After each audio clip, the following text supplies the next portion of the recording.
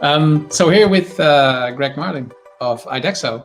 Greg, why don't you start off with a few slides for people to understand what that Idexo is, and then we'll go deeper on that. So yeah, quickly, Idexo, we are an API for NFTs and NFT marketplaces, also a lot of other methods, but this is where we're getting a lot of, attention. So if you look at, we talked a bit about in the, in our panel that, there's the opportunity to really disrupt, everything in the $88 trillion world economy. And we talked about the idea that, a lot of the people who are going to build the applications that, that really create great disruption are coming from those industries. They're not necessarily, blockchain people. And one of the problems is when you ask someone to do that, currently we ask them to do a lot of things that don't have a lot to do with the application itself. So, learn a lot about, blockchain, learn how to code it. And we talked about it, you mentioned earlier, this was a real blocker on some people trying to do innovation before, is that, they would spend a lot of time repeating work that had already been done. So what we do, and of course, you have to do that across different blockchains, and different blockchains have, individual features that can be very interesting. And so we try to really unlock those features, make them very easy to use, really looking at things like how can we boil it down into one line of code that you can, without knowing anything about all the complexity behind the scenes, Web3, JS, the individual SDKs of individual blockchains, that you can just, go at exactly what you're trying to do, whether it be deploying an NFT minter and simultaneously minting the first edition, or doing different kinds of, tokenomics, etc. And so what we're doing is we're wrapping those SDKs into one, so you'd only have to learn, one SDK. And then we are also wrapping the economic complexity of managing different wallets and different currencies that can fluctuate, and having an infrastructure for doing those transactions, and presenting that as like one compute credit, reliable sort of purchasing power, and then someone can go and build a business model out of that. So that's essentially what we do, and we've gotten we've only been at this a pretty short time. We've gotten some really good feedback. I've been doing, startups and products for a long time, and I don't know that I've ever had this kind of feedback where I talk to people and say, this is absolutely needed. People really need this stuff. Can't believe people haven't done this before, kind of thing. And then the people who are, using it, not talking about, hey, I like your project, it's kind of cool. They're saying, I love what you're doing. I really want to be a part of it. So that's really good. In terms of who we are, both me and my co-founder, we've got, we're devs. So, we've read a lot of code. We come at it from different perspectives. I've also worn a lot of hats over my career, been the CEO or in the business guy or sales and marketing. So I bring a lot of sort of perspectives. Right now, we're looking to hire our next sort of early leaders.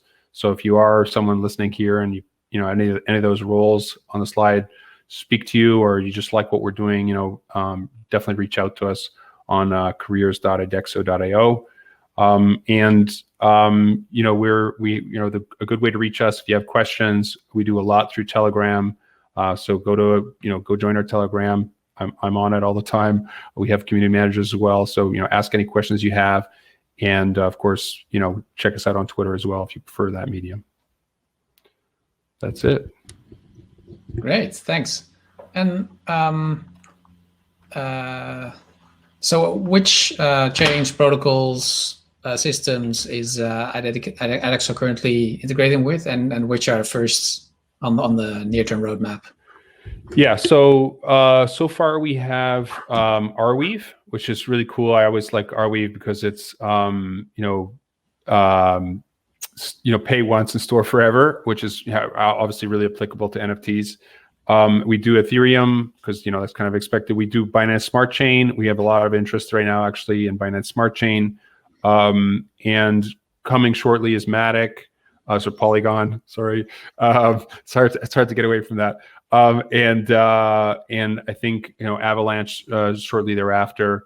So there's a couple that are in the pipeline. Really we are going to be looking at all times for is there an interesting feature that a blockchain has come out with. We were talked on the panel about really application specific or state data specific, that kind of thing, chains. And so if we see one pop up, we're definitely going to try and integrate it if it provides some valuable feature to an application developer.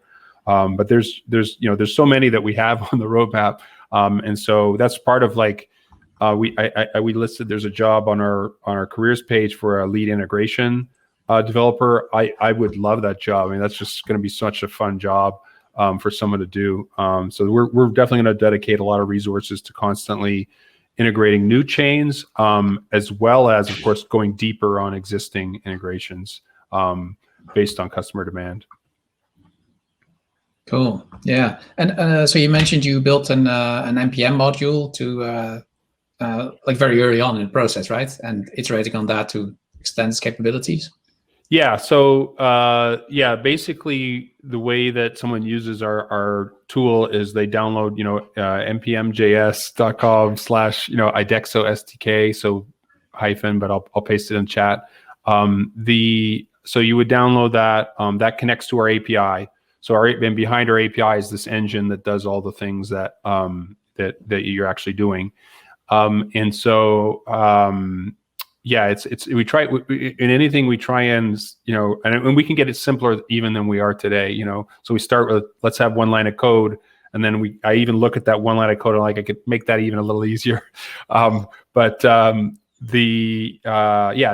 how they transact. And then what's coming is I think we're going to come out with a React specific library. So yes, you can install npm obviously in React, but I think there's some usefulness to having a React specific library.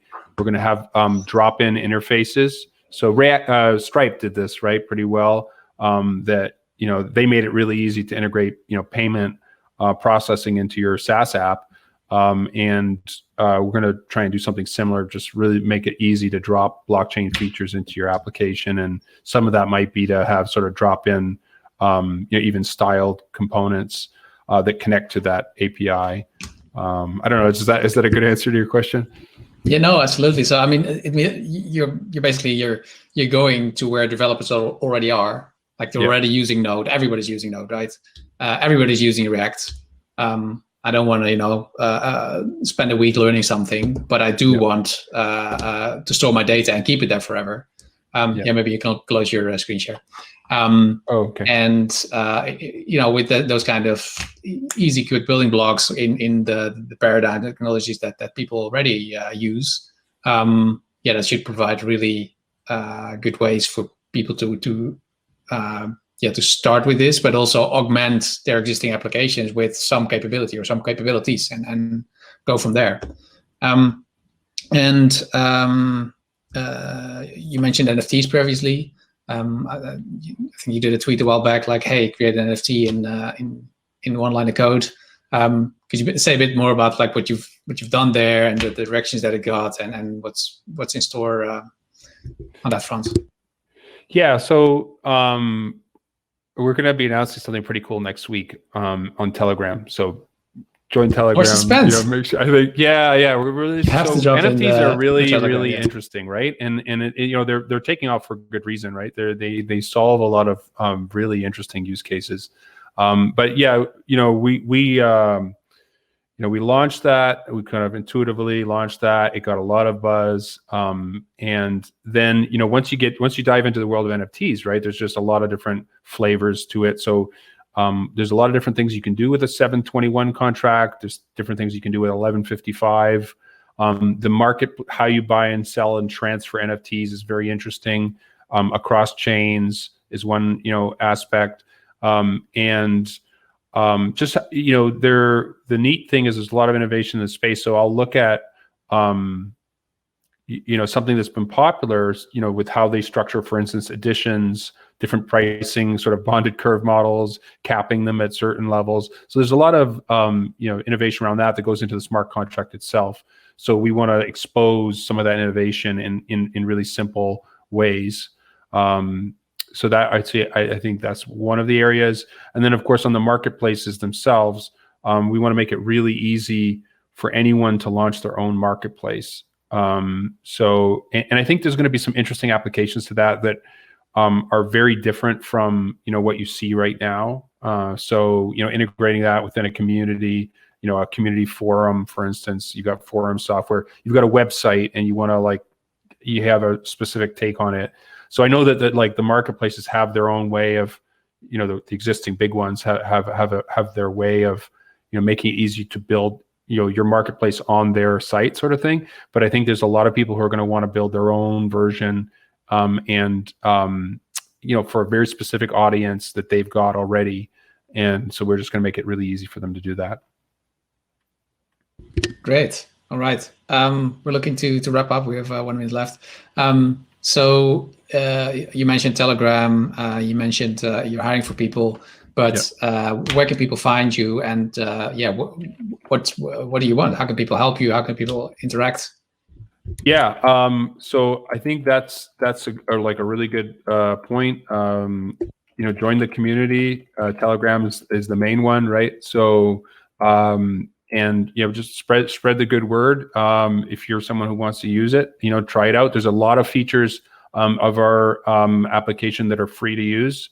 So go have fun and give us feedback on those. And if you want to integrate, integrate this in your application, or you see, 7/10 of what you need from us, please reach out and we'll fill that and work with you. Awesome. Thanks. Cool. So thanks, Greg.